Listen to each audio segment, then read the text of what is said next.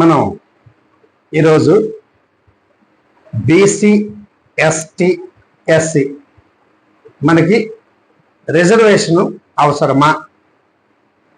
అయితే స్వతంత్రానికి పూర్వము తరువాత మనం రిజర్వేషన్ వల్ల ఏ రకమైన లబ్ధి పొందాము అనేది మనం ఈరోజు చర్చించుకుందాం.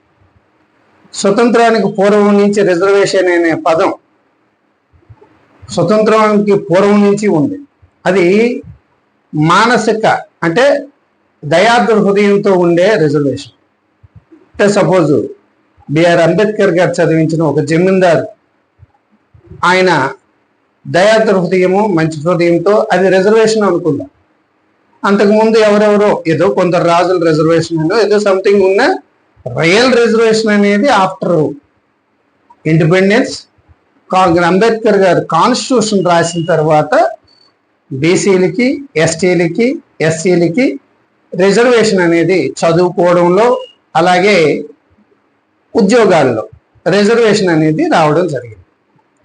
అయితే ఈ ఫలాలు ఎంతవరకు వీళ్ళకి పనికి వస్తాయనేది మనం చర్చించుకుందాం. స్వతంత్రానికి పూర్వం వదిలేయండి. స్వతంత్రం వచ్చిన తర్వాత 1991 వరకు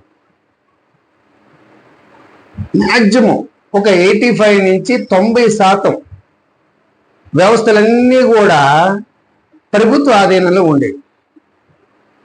ఉద్యోగాలు కూడా చాలా ఎక్కువ ఉండేవి. అప్పటి వరకు రిజర్వేషన్ ఓకే, ఎందుకంటే ఆ రిజర్వేషన్ ప్రాతిపదికన వచ్చి ఆర్థికంగా బలపడిన వాళ్ళు ఉన్నారు. అంతేకాక 1980-85కు ముందు ప్రభుత్వాలు ఉద్యోగాలు ఉన్నా చాలా మంది మన బీసీ ఎస్సీ ఎస్టీ సోదరులు ఉద్యోగానికి వెళ్ళని పరిస్థితి. ఇంటికాడి వ్యవసాయం మీద ఆధారపడి మనకింత భూమి ఉంది, మనకెందుకు లేరా అటువంటి పనులు, ఎవరికిందో మనం ఎందుకు పని చేయాలనే ఉద్దేశంతో చాలా మంది ఉద్యోగం చేయని పరిస్థితి కూడా ఉంది. 1991 తర్వాత పూర్తిగా సిస్టమ్ మారిపోయింది.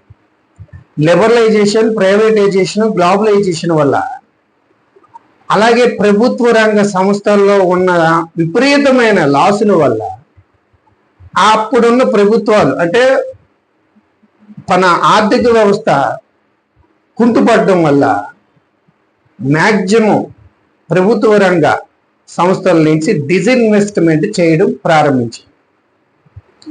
ఆ విధంగా డిజిన్వెస్ట్మెంట్ చేస్తూ చేస్తూ చేస్తూ ఈరోజు ప్రభుత్వ రంగ సంస్థలన్నీ పరిపాలనా పరమైనవి కొన్ని తప్పించి ఇప్పుడైతే పెద్దగా ఏమీ లేవు. ఇటువంటి పరిస్థితుల్లో మనం ప్రభుత్వ ఉద్యోగాల్లో రిజర్వేషన్ మనకు అవసరమా? అది ఎందుకు రిజర్వేషన్ ఉంటే నీకు ప్రాబ్లం ఏంటి అని మీరు అడగొచ్చు. చాలామంది నేను విన్నాను, నాకు 50 ఎకరాలు ఉంది, నాకు 100 ఎకరాలు ఉంది, నన్ను బీసీ అని, నన్ను ఎస్సీ అని, లేదా నాకు ఎస్టీ అని నాకు సరి అయిన విలువ ఇవ్వడం లేదు అని చెప్పేసి వాపోయిన పరిస్థితుల్లో మనం చూస్తాం. మరి అటువంటిప్పుడు మనకు రిజర్వేషన్ వదిలేయాలి కదా. మీకు చరిత్ర తెలుసా? కనీసం రూపాయి కట్టికి పేదోడు, ఒక రెడ్డి, ఒక చౌదరి, ఒక బ్రాహ్మణు, ఒక రాజు కొన్ని 100 కోట్ల సంపాదించిన చరిత్ర ఉంది. ఎందుకంటే బికాజ్ ఆఫ్ హిజ్ ఓసి. కానీ ఒక బీసీ ఎస్టీ ఎస్సీ ఇలా ఈ ముగ్గురు నుంచి పేదవాళ్ళు వ్యాపారం చేసి అలాగే ప్రభుత్వపరమైన విధానాల్లో హయ్యెస్ట్ పొజిషన్కి వెళ్ళే పరిస్థితులు లేదు. బికాజ్ ఆఫ్ క్యాస్ట్ వల్ల ఆ డిస్క్రిమినేషన్ అనేది కొనసాగుతూనే ఉంది. ఇప్పుడు స్వతంత్రం వచ్చి 75 దాటుతుంది. ఓసీ వాడు ఎంత దారుణ పరిస్థితుల్లో ఉన్నా యువతల వారి పట్ల అంటే బీసీ ఎస్సీ ఎస్టీ పట్ల ఉన్న ఏదో తక్కువ భావం అనేది ఏదో ఒక మూల కనిపిస్తూనే ఉంది. అటువంటప్పుడు ఈ రిజర్వేషన్ మనకు అవసరమా? ఏమి ఒక ఓసీ వాడు చక్కగా అడికి ఏమో అసెట్స్ కనీసం 1 లక్ష 5 లక్షలు ఏమోటూ కనీసం ఒక 10 లక్షలు అసెట్స్ ఉంటే దాని మీద 100, 200, 500, లక్ష కోట్లు ఓడిన ఓసీ వాళ్ళు ఉన్నారు, నాకు తెలుసు. ఆ విధంగా వ్యాపారాలు పెట్టి కొందరు హై లెవెల్కి వెళ్తే కొందరు నష్టపోయారు. నష్టపోయినోడు హ్యాపీగా ఐపీ పెట్టి హ్యాపీ పడుకున్నాడు. అదే ఒక బీసీ, ఎస్టీ, ఎస్సీ, మీరు బ్యాంక్కి వెళ్ళండి, 10 లక్షల లోన్ ఇవ్వడానికి 10,000 కారణాలు, 10,000 అసెట్స్, రకరకాల కారణాలు చూపిస్తూనే ఉంటాడు, చివరికి ఇవ్వడు. మనం చూస్తున్నాం, కేంద్ర ప్రభుత్వాల్లో చూపిస్తుంది, అలాగే రాష్ట్ర ప్రభుత్వాలు బీసీ లోన్లు అంటారు, ఎస్సీ లోన్లు అంటారు. అలాగే కేంద్ర ప్రభుత్వం మీరు వ్యాపారం చేయండి ఇస్తామని చెప్పి, తీరా బ్యాంక్కి వెళ్తే వాడు ఇవ్వడు.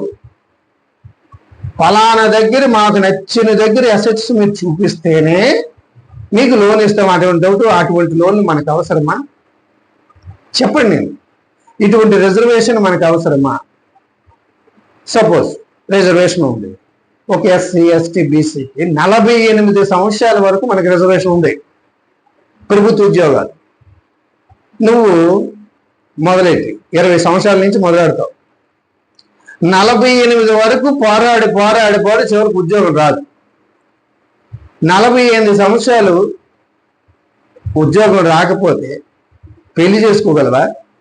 వ్యాపారం చేయగలవా? వ్యవసాయం చేయగలవా? నీ యవ్వనాన్ని, నీ డబ్బుని, నీ కాలాన్ని పూర్తిగా చదువు మీద పెట్టి పూర్తిగా 48 సంవత్సరాలు ఒక నిస్సాహిడుగా, ఒక పనికి మాలోడి కింద తయారయ్యి జీవితం అగమ్య గోచరమై ఏదో జీవితం వెళ్ళబోస్తాం. అది మనకు అవసరమా?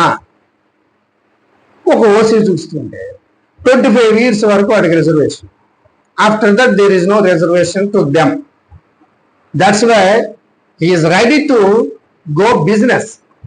ఏదో ఒక బిజినెస్ రెడీ అయిపోతుంది. 25 సంవత్సరాల తర్వాత రిజర్వేషన్ లేదు, నాకు ఉద్యోగం రాదు, ఇంకా నాకు అవసరం లేదు, హ్యాపీగా ఎక్కడికి వెళ్ళిపోతాడు? వ్యాపారంకి వెళ్తాడు.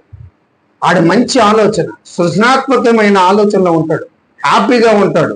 ఆ టైం అప్పుడు తగిన లోన్లు కూడా బ్యాంకులు ఇస్తాయి. మంచి ఆలోచనతో, మంచి పట్టుదలతో వయసు మీద ఉన్నవాడు వ్యాపారం చేసి 90% సక్సెస్ అవుతారండి. 25 years అప్పుడు ఎవరైతే వ్యాపారం చేయడానికి రెడీ అవుతారో 25 నుంచి 48 ఎప్పుడు మనం సక్సెస్ అవ్వలేమండి. సృజనాత్మక అంటే కొత్తగా ఆలోచించే విధానం చచ్చిపోతుంది మనకి. 25 ఇప్పుడు వాడు వ్యాపారం చేసి కొత్త దారులు, కొత్త ఆలోచనతో ముందుకెళ్ళి వాడు డెవలప్ అవుతారు. మనం దానికోసం అంటారు మనకి రిజర్వేషన్ ఇప్పుడు అవసరమా? నేను అదే అడుగుతాను. నువ్వు రిజర్వేషన్ ఉండడం వల్ల చిన్నప్పటి నుంచి నీ క్యాస్ట్ ఏదని నీ క్యాస్ట్ పరంగా డిస్క్రిమినేషన్ చూపిస్తుంటే కనీసం నాకు తప్పించుకుందాం అనుకున్నా నీ ప్రభుత్వమే నేను క్యాస్ట్ అడుగుతుంది. ఇటువంటి క్యాస్ట్ మనకు అవసరమా? మన క్యాస్ట్ సర్టిఫికేట్ తీసేద్దాం. ఆర్థికపరమైన అంశాలతో కూడిన రిజర్వేషన్ అడుగుదాం, చూద్దాం. డబ్బున్నోడు, పేదోడు, ABCDEF అలా కింద కొన్ని వర్గాలుగా విభజన చేసి ఎవరైతే పేదవారో FE అటు వెళ్తారు, బాగా డబ్బున్నోళ్ళు ఏ వర్గాన్ని చెబుతారు. అక్కడ క్లాస్ డివిజన్ ఉండాలి కానీ క్యాస్ట్ డివిజన్ ఉండకూడదు. ఇది మీరు ఆలోచన చేయాలి. క్యాస్ట్ డివిజన్ ఉన్నప్పుడే నువ్వెవరైనా తెలిసి నీకు లోన్ ఇవ్వాలన్నా ఏమి ఇవ్వాలన్నా ఆలోచన చేస్తారు, ఒక అప్పు ఇవ్వాలన్నా ఆలోచన చేస్తాడు. క్లాస్ డివిజన్ అప్పుడు నువ్వెవరైనా తెలియదు, నీ క్యాస్ట్ తెలియదు. నమ్మకం అనే ఒక పదంతో సామాన్యుడు కూడా నీకు అప్పిస్తాడు, బ్యాంకులు కూడా అప్పిస్తాయి. కుల సంఘాలను కూడా రద్దు చేయాలి. కుల సంఘాలు ఉన్నారంటూ మనం క్యాస్ట్ సిస్టమ్ తీసినా మనకి ఉపయోగం లేదు. కుల సంఘాలు ఎవడైనా పెడితే వాడిని 20 ఏళ్ళు జైలు పెట్టే పరిస్థితి తీసుకురావాలి. అప్పుడే మనం ఈ క్లాస్ డివిజన్ అనేది మనకి సక్సెస్ అవుతుంది. క్లాస్ డివిజన్ చేసుకొని క్యాస్ట్ డిస్క్రిమినేషన్ నుంచి దూరం పోదాం. క్లాసు నువ్వు పేదవాడువైనా నీకు విలువ ఉంటుంది. పేదవాడు తెలివైనడు అయితే F క్లాస్ నుంచి A క్లాస్కి వెళ్తావు, అలాగే ఈ క్లాస్ నుండి B క్లాస్కి వెళ్తావు. నీ ఎఫిషియన్సీ, నీ తెలివితేటలు, నీ కష్టం బట్టి మీదకి వెళ్తావు. ఏ క్లాసు బి క్లాసు ఎన్ని వందల కోట్లు వేల కోట్లు ఉన్నా తెలివి తక్కువవాడు అయితే ఎఫ్ క్లాస్కి వస్తాడు. ఇది కదా మనకు కావాలి, ఇది కదా మనకు రాదు. మీకు ఒక మాట, సమానత్వం అని అంటారు చూసావా, ఆర్థికపరమైన అంశాల్లో ఎప్పుడూ సమానత్వం ఉండదు. నేను ఈరోజు చెప్తున్నాను, అది ఆర్థికపరమైన అంశాల్లో అది సమానత్వం అంటే అది బండభూత అవుద్ది. ఎందుకంటే అదృష్టం ఉన్నోడు కష్టపడినోడు మీదనుంటాడు, సోమరపోతూ కష్టపడకుండా కూర్చొని ఉన్నోడు కిందనుంటాడు పేదవాడిగా. ఇది నిజం. మనకి అవకాశాల్లో సమానత్వం కావాలి, సామాజిక సమానత్వం కావాలి, అలాగే గౌరవపరమైన సమానత్వం కావాలి. దీనికోసం క్లాస్ డివిజన్ చేయమంటారు, దీనికోసం కావాలి. దేనికి? ఆర్థిక పరమైన అంశాల్లో సమానత్వం రానప్పుడు మనకి ఎందుకు ఈ క్యాస్ట్ సిస్టమ్?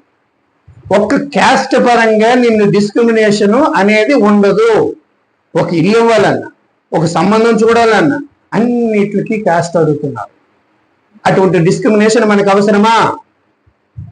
మీరందరూ సహకరిస్తే, మీరందరూ క్యాస్ట్ లేని సమాజాన్ని నిర్మిద్దాం. వారి క్లాస్ డివిజన్ ఉండాలి కానీ క్యాస్ట్ డివిజన్ ఉండకూడదు. అందరికీ సమానమైన అవకాశం, సమానమైన గౌరవాన్ని మనం పొందుదాం. ఈ క్లాస్ డివిజన్ వల్లే మనం పొందుతాం. పవన్ కళ్యాణ్ గారు కూడా ఒక మాట అన్నారు, క్యాస్ట్ వదిలేద్దాం, ఆటోమేటిక్ గౌరవం రాదా? నువ్వే చెప్తావు, నేను రెడ్డిని, నేను రాజుని, నేను చౌదరిని, ఎవరైనా క్యాస్ట్ సర్టిఫికేట్ అడుగుతాడా? ఒక్క ఎస్టీస్ అయితే సెపరేట్గా వాళ్ళ ఫేసు డిఫరెంట్గా ఉంటుంది, కానీ రిమైనింగ్ అందరూ కూడా ఎస్సీ బీసీ అండ్ ఓసీ మనందరం ఒకలాగే ఉంటాం. ఎస్టీ వాళ్ళు కొండ ప్రాంతాల్లో కొంచెం ఉండబట్టి సెపరేట్గా వాళ్ళు తెల్లగా ఉండి సెపరేట్గా ఉంటారు కాబట్టి వాళ్ళకి సెపరేట్ ఒక పెడదాం, ఒక వర్గం, ఒక ఎఫ్ క్లాస్ కేటాయిద్దాం. మిగిలినవన్నీ మనందరం సమానంగా పోరాడుకుందాం. ఏమంటారు? మీరు ఆలోచన చేయండి. ఇదేదో మనకి చాలా మంది నా ఓన్ ఆఫ్ ఫ్రెండ్ అన్నాడు, ఎవరో 2% వేల కోట్లు ఓడిసి అయిపోతారు. 2% ఇక్కడ ఉద్యోగాలు ఎన్ని శాతం ఉన్నాయి? ఆ 2% కదా. అటువంటి 2% ఉన్న ప్రభుత్వ ఉద్యోగాల కోసం 98% ఉన్న ప్రైవేట్ ఉద్యోగాల్లో డిస్క్రిమినేషన్ గురవుతున్నావు. ఒక లోన్ దగ్గరికి వెళ్తే డిస్క్రిమినేషన్, ఒక ఎమ్మెల్యే టికెట్ కోసం డిస్క్రిమినేషన్, ప్రతి అవకాశంలో డిస్క్రిమినేషన్ మనకు అవసరమా? ఇదంతా ఆలోచన చేసి క్యాస్ట్ లేని సమాజాన్ని మనం సృష్టించి క్లాస్ డివిజన్ చేసి సమాజ స్థాపనకు అంటే సాంఘిక సమానత్వం మనం అడుగు, అవకాశాల్లో సమానత్వమే మనం కోరుకుంటూ దానికోసం పోరాడదామని, అది మీ సహకారం అడుగుతూ ఈ వీడియో చేయడం అండి. Thank you.